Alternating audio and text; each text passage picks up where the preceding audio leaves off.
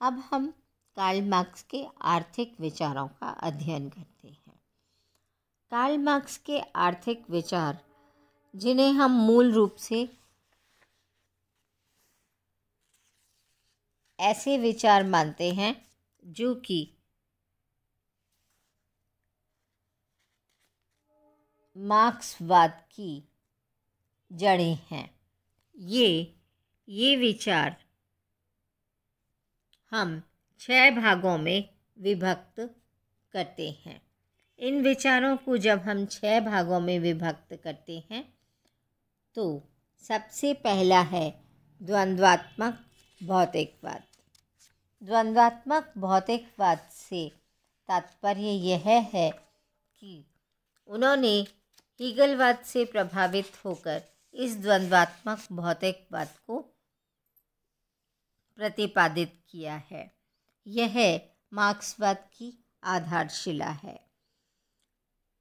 इसमें उन्होंने तर्कशास्त्र का सहारा लिया है और वे मानते हैं कि भौतिक जगत में हो रहे जो परिवर्तन हैं उनकी क्रम से व्याख्या की जा सकती है और यह सर्वप्रथम वाद उत्पन्न होता है और इस वाद का एक प्रतिवाद होता है। प्रत्येक परिस्थिति विरोधी हितों के संघर्ष का परिणाम होती है। प्रत्येक क्रिया प्रतिक्रिया को उत्पन्न करती है। इन दोनों के संघर्ष से तीसरी वस्तु का जन्म होता है। इस प्रकार वाद और प्रतिवाद के संघर्ष से संवाद का जन्म होता है और इस प्रकार यह संवाद फिर पुनः कुछ काल के बाद में वाद बन जाता है और इसका पुनः एक प्रतिवाद जन्म ले लेता है। वाद और प्रतिवाद फिर से एक नया संवाद स्थापित कर देते हैं और इस प्रकार बार बार एक नए संवाद का जन्म होता है और यही नया संवाद कुछ काल के बाद में वाद बन जाता है।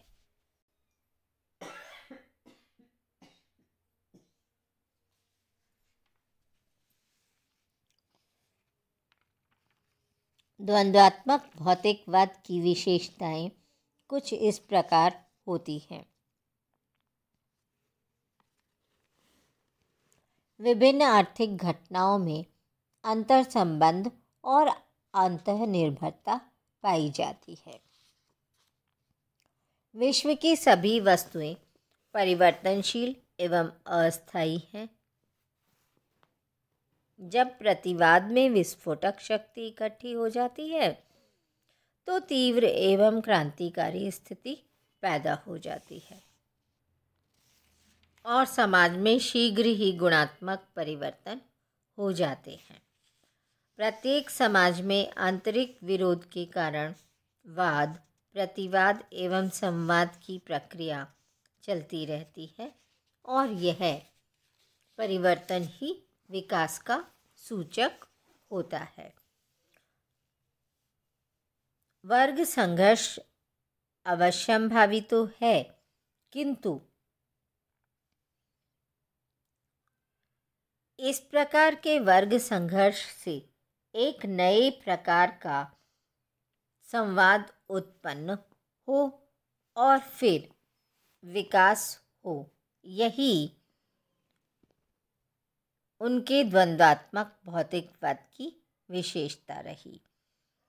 उन्होंने इस प्रकार के द्वंद्वात्मक भौतिकवाद को समझाने के पीछे अपने जिन उद्देश्यों को बताया वे मुख्य रूप से इस प्रकार थे कि वे ये मानते थे कि इतिहास की भौतिकवादी व्याख्या की जा सकती है।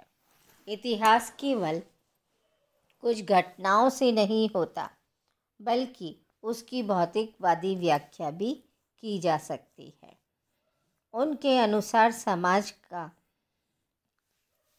धर्म, उसकी संरचना, कला, विचार, राजनीतिक संस्थाएं, कानून सभी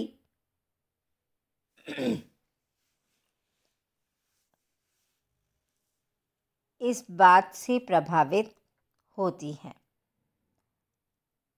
प्रत्येक समाज का सामाजिक स्तर उसकी आर्थिक स्थिति से निर्धारित होता है।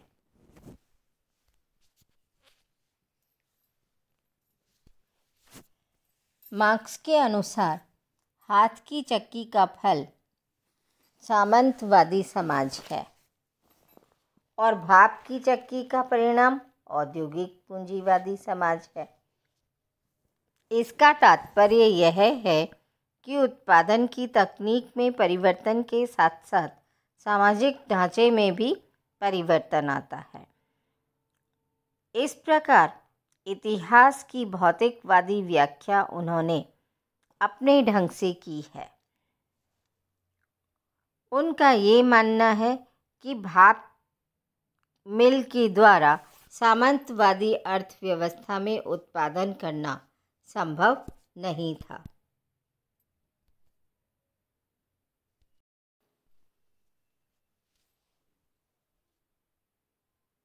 उन्होंने उत्पादन प्रणाली में परिवर्तन तथा उसके विकास की दृष्टि से इतिहास को 5 भागों में बांटा।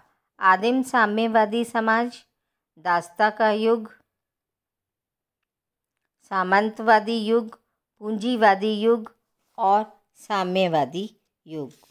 उनका मानना है कि आदिम साम्यवादी युग में व्यक्ति विशेष का कोई अधिकार नहीं होकर संपूर्ण समाज का उत्पादन के साधनों पर अधिकार होता है, जहाँ कोई वर्ग भेद या वर्ग संघर्ष नहीं होता। उसके बाद दास्ता का युग आता है, फिर सामंतवादी युग आ जाता है और फिर पूंजीवादी युग आता है और अंत में पुनः वर्ग संघर्ष के कारण साम्यवादी युग की स्थापना होती है। इस प्रकार इतिहास की भौतिकवादी व्याख्या की गई। मार्क्स ने पूंजीवाद के पतन और सामाजिक क्रांति की व्याख्या भी अपने ढंग से की है। उनका मत था कि समाज का इतिहास वर्ग संघर्ष का इतिहास है। इसी वर्ग संघर्ष के कारण समाज में परिवर्तन होते रहते हैं और समाज विकसित होता है। मार्क्स का विचार था कि पूंजीवाद का भविष्य अच्छा नहीं है। पूंजीवाद में स्वयं ही इसके विनाश के बीज छिपे हुए हैं। उद्योगपति श्रमिकों से अधिक घंटे कार्य करवाकर उन्हें कम मजदूरी देकर जो उनका शोषण कर रहे हैं, यही उनके विनाश का कारण बन सकता है। उन्होंने पूंजीवाद की जिन विशेषताओं को व्यक्त किया वे हैं उत्पादन के साधनों पर पूंजीपति उद्यमियों का स्वामित्व होना, समाज को 2 भागों में विभाजित हो जाना, बड़े पैमाने पर किया जाने वाला उत्पादन का उद्देश्य अधिकतम लाभ प्राप्त करना और श्रम का शोषण। पूंजीवाद की ये सारी की सारी विशेषताएं इस व्यवस्था के अंतर्गत धन के केंद्रीकरण, उद्योगपतियों में परस्पर संघर्ष की प्रवृत्ति उत्पन्न होना, गांवों की जनसंख्या का शहरों की ओर पलायन कर जाना, बेरोजगारी में वृद्धि, आर्थिक मंदी और लाभ की घटती हुई दर, ये सारे के सारे ऐसे कारण हैं जो अंत में पूंजीवाद का पतन निश्चित करते हैं। उनका मत था कि श्रमिक दरिद्रता, शोषण आदि को सहन करते हैं, परंतु उनकी बढ़ती हुई दरिद्रता उनकी सहन शक्ति की सीमा को एक दिन अवश्य तोड़ देती है और पूंजीपतियों के शोषण के खिलाफ विद्रोह उत्पन्न हो जाता है।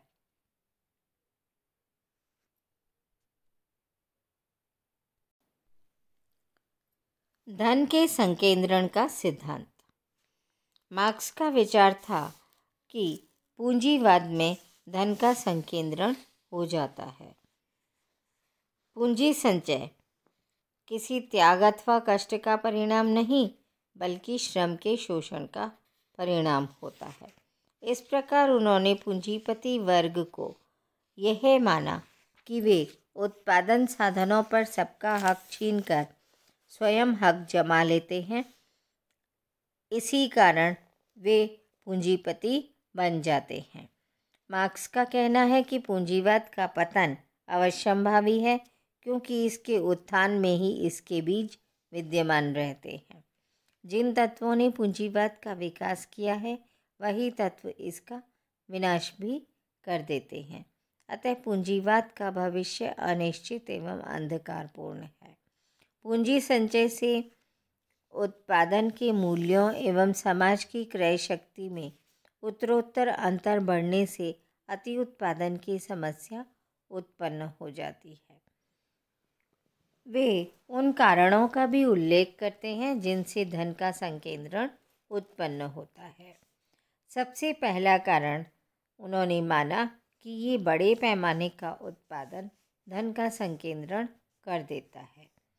लाभों की वृद्धि की आकांक्षा, आर्थिक संकटों में वृद्धि, निर्धनता में वृद्धि, एकाधिकार की प्रवृत्ति का उदय और लाभों की दरों में कमी हो जाना, ये सभी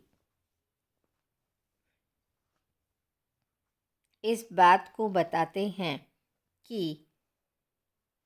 पूंजीवाद में धन का संकेंद्रण हो जाता है और इस धन के संकेंद्रण में श्रमिकों के शोषण से ही वर्तमान पूंजीवाद वर्ग संघर्ष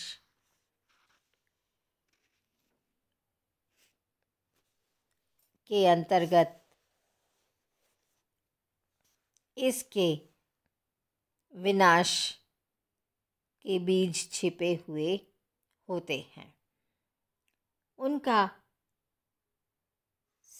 सिद्धांत जो अगला है वह अतिरिक्त मूल्य का सिद्धांत।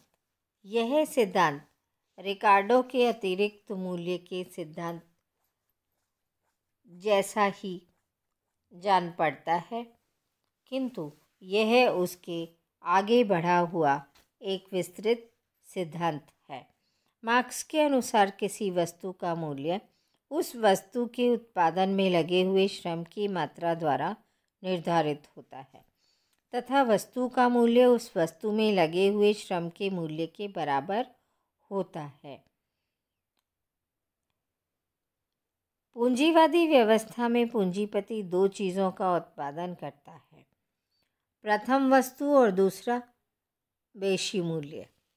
जहाँ वस्तुओं के उत्पादन में उत्पत्ति के सभी साधन अपनी अपनी भूमिका निभाते हैं, वहीं यह अतिरिक्त मूल्य एक ऐसा स्रोत है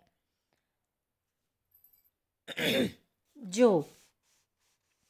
होता तो केवल श्रम का है, किंतु यह पूरी तरह से पूंजीपति वर्ग इस पर अपना अधिकार जमा लेता है। पूंजीपति श्रमिकों को उनकी विलक्षणता का पूरा लाभ नहीं देता है, अर्थात उनके श्रम का पूरा मूल्य नहीं चुकाया जाता। श्रमिकों द्वारा सृजित मूल्य और उन्हें चुकाए गए मूल्य के अंतर को ही मार्क्स ने अतिरिक्त मूल्य कहा है, अर्थात अतिरिक्त मूल्य बराबर वह विनिमय मूल्य जो पूंजीपति को प्राप्त हुआ है माइनस मजदूरी जो कि श्रमिक को दी जा रही है।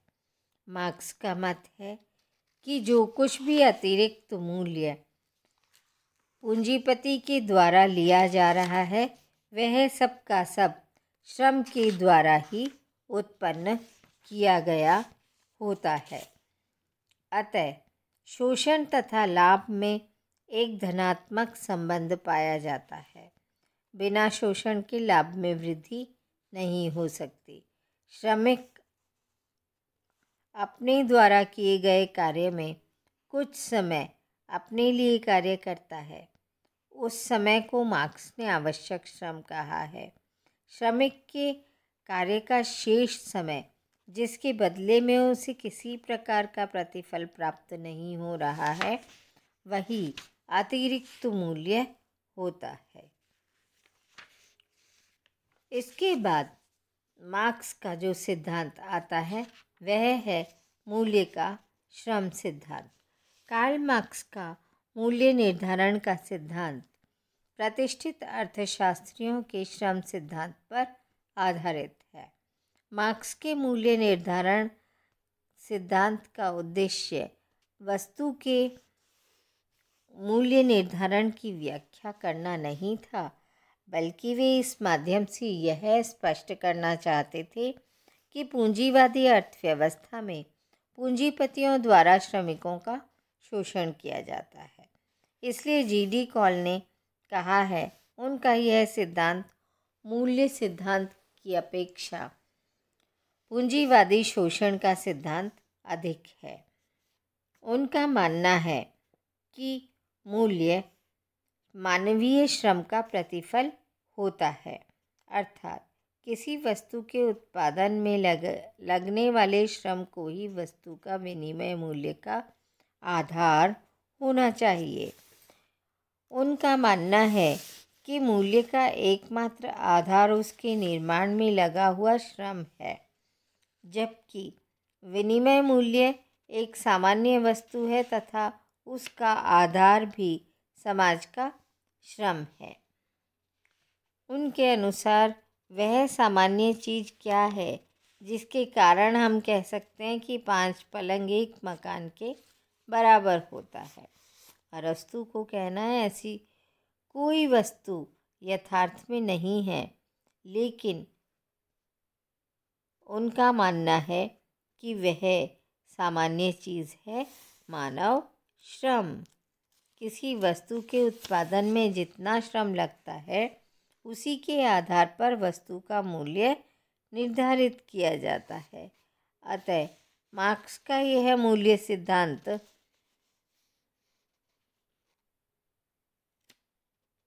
अर्थात उनका मूल्य का श्रम सिद्धांत ही है। मार्क्स के अनुसार श्रम समय से तात्पर्य किसी वैयक्तिक श्रमिक द्वारा किसी वस्तु विशेष के निर्माण में लगाए गए श्रम से नहीं है, बल्कि उस श्रम की इकाइयों से है जो उस वस्तु को बनाने के लिए आवश्यक होती है। इस आधार पर वह वस्तु महंगी नहीं होती जिसका उत्पादन कोई अयोग्य या आलसी श्रमिक करता है, बल्कि मार्क्स का कहना है कि किसी वस्तु के बाजार मूल्य तथा विनिमय मूल्य में अंतर के कारण ही श्रमिक एक उद्योग से दूसरे उद्योग की ओर गतिमान होते हैं। इस प्रकार मार्क्स के इस मूल्य के श्रम सिद्धांत के अंतर्गत हम ये पाते हैं कि श्रम मूल्य का कारण एवं माप ही नहीं वरन उसका उपादान भी होता है। दूसरा, 2 वस्तुओं का विनिमय भी उन वस्तुओं में लगे हुए श्रम के अनुपात में होता है। श्रम की मात्रा कार्य के घंटों के माध्यम से मापी जाती है और विनिमय की प्राकृतिक और स्थायी दर वस्तु के निर्माण में लगे हुए श्रम के अनुपात में होती है। इस प्रकार मार्क्स का यह सिद्धांत मूल्य के श्रम सिद्धांत के रूप में जाना जाता है। मार्क्स को कई विचारकों ने अपनी समीक्षा के अंदर परंपरावादी विचारधारा का ही माना और उनके सिद्धांतों को उन्होंने नई बोतल में पुरानी शराब की संज्ञा दे डाली। किंतु फिर भी मार्क्स के विचार इतने क्रांतिकारी विचार हैं कि मार्क्स एकमात्र ऐसे अर्थशास्त्री रहे जो केवल अर्थशास्त्री नहीं बल्कि समाजशास्त्री, शिक्षक, श्रमिक वर्ग के मसीहा के रूप में उन्होंने विश्व भर में अपनी पहचान बनाई। उनका मार्क्सवाद केवल थ्योरेटिकल नहीं था बल्कि वह कार्य रूप में परिणत होकर विश्व के अनेक देशों में कम्युनिज्म फैल गया और यह कम्युनिज्म साम्यवाद अनेक राष्ट्रों में रहा, यहाँ तक कि इस साम्यवाद के समाप्त हो जाने के बाद भी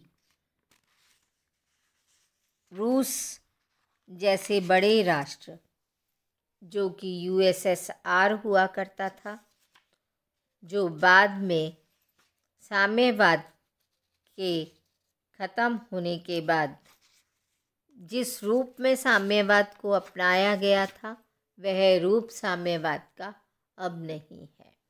साम्यवाद का उस प्रकार का एकमात्र उदाहरण चीन है।